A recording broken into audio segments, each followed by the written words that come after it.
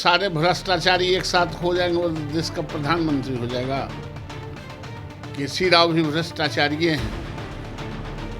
सारे बाल बच्चा, बेटी, दामाद, बेटा सबको लगा के लुटवा रहे हैं।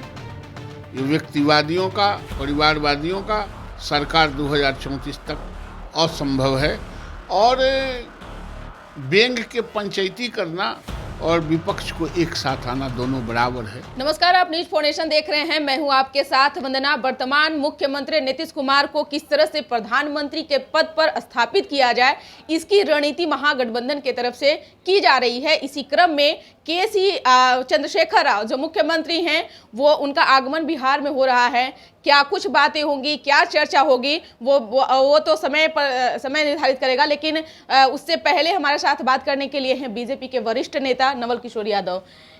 चंद्रशेखर राव आ रहे हैं। इससे पहले जो है कई मतलब देश के अन्य विपक्षी पार्टियों से लगातार महागठबंधन की बात हो रही है कि किस तरह से प्रधानमंत्री की कुर्सी पर इनको स्थापित किया जाए। और नीतीश कुमार को कैसे देख रहे हैं, कितनी चुनौती है? चुनौती कहाँ है? जिसको 45 गो एमएलए रहेगा तो उसको प्रधानमंत्री में बनने में क्या दिक्कत है? बस नजदीक है प्रधानमंत्री के 45 एमएलए, साधारण बात है। अपने मुँह मिट्ठू नहीं बनना चाहिए कि क्या करेंगे केसीआर अब इस बार चुनाव में अपने वहाँ जीतेंगे। भारतीय जनता पार्टी 100% सीटों पर आएगी। और 10-20 को बुझा हुआ दीपक मेज पर खड़ा कर देने से पेट्रोमैक्स की तरह लाइट करता है क्या? वाइपर की तरह रोशनी करता है क्या? नरेंद्र मोदी जी के रोशनी के सामने सबका चेहरा झिलमिला जाता है। कोई है क्या? 2034 तक कोई वैकेंसी नहीं है प्रधानमंत्री पद का। इसलिए ख्वाब देखना तो अपनी बात है, ख्वाब देखते रहें। लेकिन जो भ्रष्टाचारियों से समझौता करते हों, जो अपराधियों की सरकार चलाते हो, इस देश का प्रधानमंत्री बनने का ख्वाब देखना ये एक स्वप्न है। और स्वप्न देखते रहें, इससे कुछ होने जाने वाला नहीं है।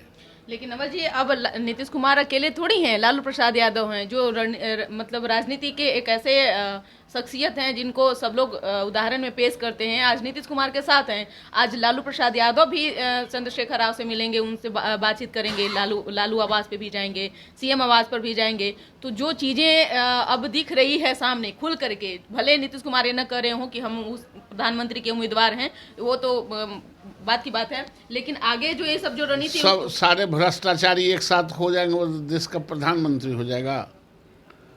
केसी राव भी भ्रष्टाचारी हैं।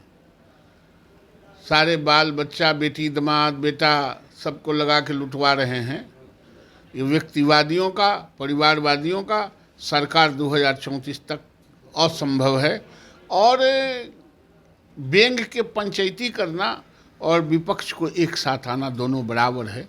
इसलिए ये सब अपना ख्वाब देखते रहते हैं। देखते हैं। आप लोग कम आंक रहे हैं, आप लोग कम मत आंकिए। क्योंकि अगर विपक्ष एकजुट हो जाए, क्योंकि धीरे धीरे अब यही रणनीति चल रही है। अभी कोई बात हुआ कि पूरा विपक्ष एक हो जाए तो क्या कर लेंगे?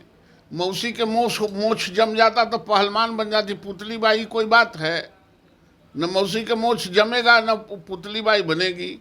न ही बैंक का पंचायती हो सकता है, न विपक्ष एक साथ हो सकता है। और मैंने कहा कि बुझा हुआ दीपक 10 को भी एक साथ खड़ा हो जाए तो पेट्रोमैक्स की तरह रोशनी नहीं दिखे। सब सारे बुझे हुए दीपक हैं और सारे लोगों ने आजमाइश कर लिया है, देख लिया है। एक तरफ बिहार में मुख्यमंत्री के कुर्सी पर तेजस्वी यादव को स्थापित करने की बात कही जा रही है, दूसरी तरफ प्रधानमंत्री का मोर्चा जो है नीतीश कुमार संभालेंगे, इसकी रणनीति चल रही है। क्या लगता है कांग्रेस नेशनल स्तर पर कांग्रेस पार्टी जो है क्या समझौता कर पाएगी? जो सीएम आ रहे हैं और भी जो विपक्षी पार्टियां हैं जो बैठ बातचीत करें, क्या इन सब चीजों इस सब की हैसियत क्या है? जो समझौता करने जा रहे हैं इन लोगों की हैसियत क्या है? 273 एमपी चाहिए सरकार बनाने के लिए। नरहन्नी बहुत तेज हो जाए तो नाखूने काट सकता है, गाछ वृक्ष काटने का उसको हैसियत नहीं होता है। ये लोग नरहन्नी हैं, इसलिए अपना इंटरटेन कर रहे हैं। आप लोगों को भी टक्कर देने के लिए तैयार हो रहा है। 24 में कोई टक्कर नहीं देगा।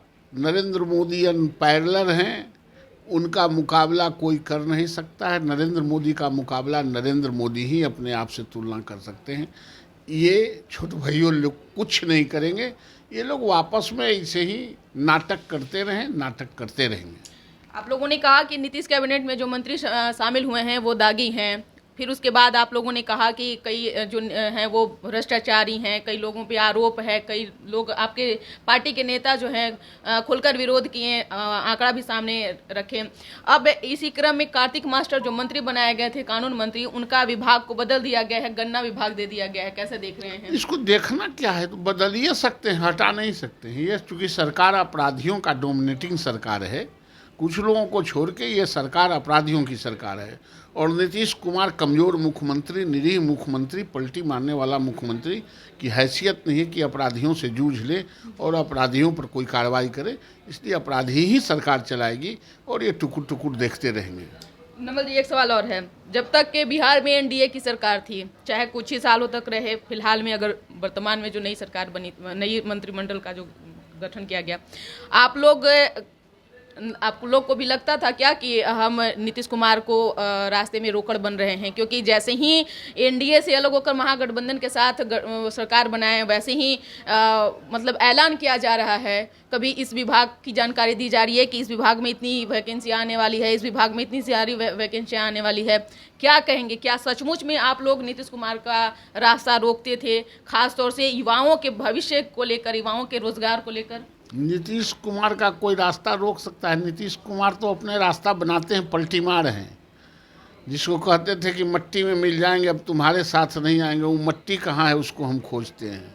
और तुमको भी थोड़ा देना चाहते हूँ मट्टी, कि जो कहते हैं वो मट्टी उल्टे कर देता है। देखो, ये कुछ नहीं करेंगे, ये नाटक के सिवाय कुछ नहीं करेंगे। एक भी अब अभी तेजस्वी यादव युवाओं का भरोसा जीत रहे हैं। तेजस्वी यादव भरोसा क्या जीतेंगे? तेजस्वी यादव भरोसा जीतते तो तिरंगा लिए हुए डाक बंगला पर जिस तरह से शिक्षकों को मारा और जिस तरह तिरंगा का अपमान किया, ये भारत में पहला ऐसा केस होगा। और इन लोगों को हाया नहीं है, शर्म नहीं है, ये लोग कुछ बोलते रहते हैं।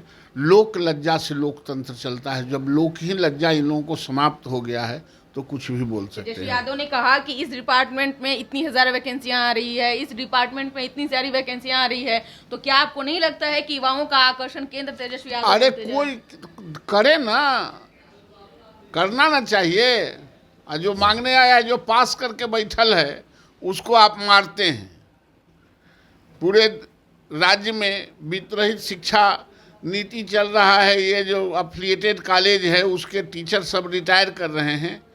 अपना शिक्षण 18,000 स्कूलों को बंद कर दिया, सरकारी स्कूलों को।